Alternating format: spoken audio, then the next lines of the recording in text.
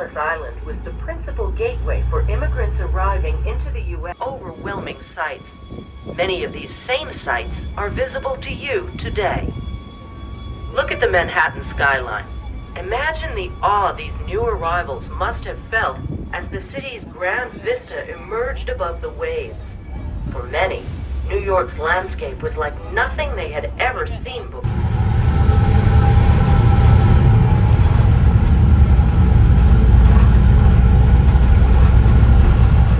Including the Verrazano Narrows Bridge, which connects Brooklyn and Staten Island.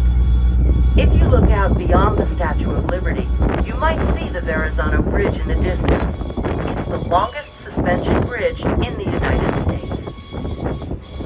As the passenger ships continued north toward their docks in Manhattan, they also passed Governor's Island across the harbor to the east. It's strategically located near the mouth of the East River.